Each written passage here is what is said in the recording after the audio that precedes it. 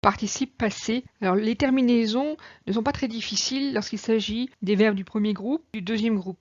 Les terminaisons sont en « et » au premier groupe, en « i » au deuxième groupe, avec les variantes selon le genre et le nombre. Les terminaisons sont irrégulières au troisième groupe et cela, il faut l'apprendre. 3 participes passés, arraser, souper, des verbes arraser, ER, souper, ER, verbe du premier groupe. Ouvert, participe passé du verbe ouvrir, troisième groupe. Arrêtons-nous d'abord sur le participe passé employé sans auxiliaire, employé comme un adjectif qualificatif et qui donc va s'accorder en genre et en nombre avec le nom caractérisé. Les yeux ouverts, ouvert qualifie yeux, masculin pluriel, ouvert, T, S. Participe passé employé avec auxiliaire. Premièrement avec l'auxiliaire être. Nous étions harassés. Harassés s'accorde avec le sujet nous, nous renvoyant à des masculins, pluriel. Harassé, E accent aigu, S. Enfin, participe passé avec l'auxiliaire avoir, accord en genre et en nom avec le complément d'objet direct placé avant le verbe, sinon pas d'accord. Aussitôt que nous eûmes soupé, souper n'a pas de complément d'objet direct, souper, E accent aigu. Les formes en ANT, un participe présent dans notre texte, notre hôte, voyant les efforts, nous fit conduire, voyant participe présent du verbe voir. Nous savons que c'est un participe présent car il a un complément d'objet direct et la forme qui commande un complément d'objet, eh bien c'est un verbe. Donc c'est vraiment du côté du verbe. À ce moment-là, participe présent, c'est une forme toujours invariable. Deuxième forme en dans notre dictée, le gérondif. Alors c'est l'un des 7 modes du français qui se reconnaît assez facilement grâce à sa particule en, puis de cette forme en ANT finale. Il est également invariable et il a une valeur circonstancielle. Des imparfaits dans notre texte, la formation est simple, je les rappelle ici, ces formes, toujours AIS, AIS, AIT, IONS, IEZ, AIENT. Les verbes du texte entrait, semblait, viennent des verbes entrer et sembler, premier groupe. Faisions vient du verbe faire, troisième groupe. Et était vient du verbe être. Je conjugue le verbe le plus difficile, le verbe faire. Je faisais AIS, tu faisais AIS, il, elle, on faisait AIT. On fait très attention parce que on entend un E, je faisais, tu faisais, et on écrit AI. Nous faisions, vous faisiez, il, elle faisait, AIENT.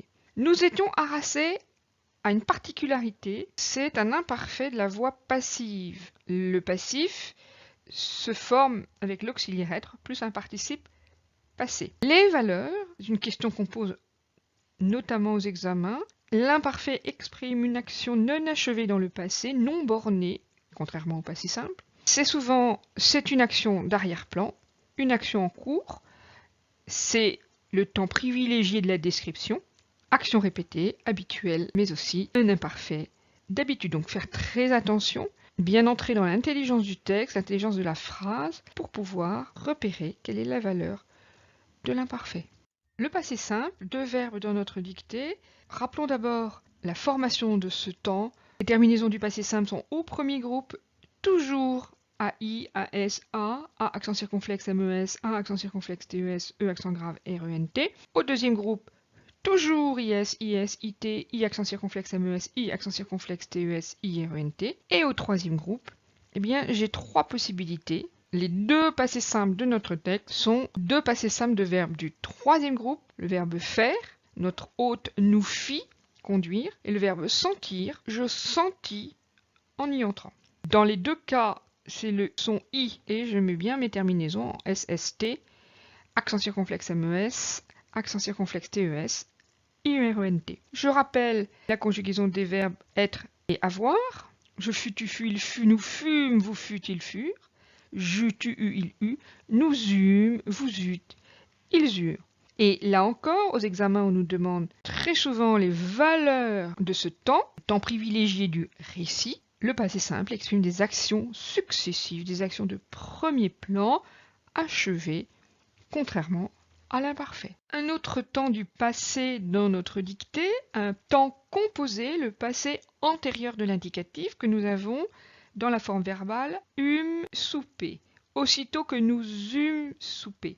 La formation, elle est assez simple, c'est l'auxiliaire conjugué au passé simple, eûmes, plus le participe passé, ici d'un verbe du premier groupe, donc en et, souper.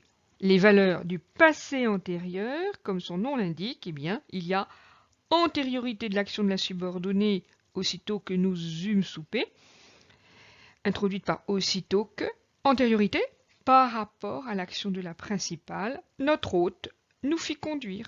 Il y a d'abord le souper, ensuite le fait de regagner sa chambre, d'être conduit dans la chambre. Des accents circonflexes, c'est toujours le signe d'une écriture soignée que de faire attention aux accents. L'accent circonflexe, c'est souvent la trace étymologique d'une lettre perdue, ici d'un S, dans hôte et aussitôt. Ce peut être aussi la trace étymologique d'une autre lettre et on fera attention notamment à bâillement, où l'accent circonflexe est sur le A et non sur le I. Attention aussi à l'accent grammatical obligatoire sur le U de nous eûmes. Cet accent-là, en dictée, si je l'omets, il vaut très cher, c'est une faute de grammaire. Alors l'infinitif, nous en avons 3, comprimer, tenir, conduire. Voyons les efforts que nous faisions pour comprimer nos bâillements et tenir les yeux ouverts. Alors je fais attention parce que comprimer et tenir sont reliés par cette conjonction de coordination et donc le pour qui commande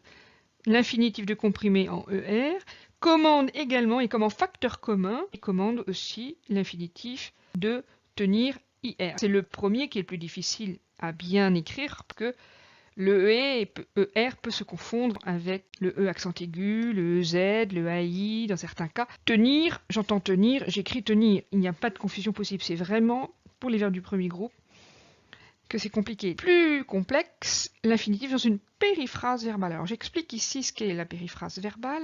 Une forme verbale formée d'un semi-auxiliaire qui porte les marques de conjugaison, porte les marques de temps, de mode, et qui est suivie d'une forme non conjuguée, l'infinitif ou le participe présent. Ce sont deux formes qui sont très unies, très collées, inanalysables séparément.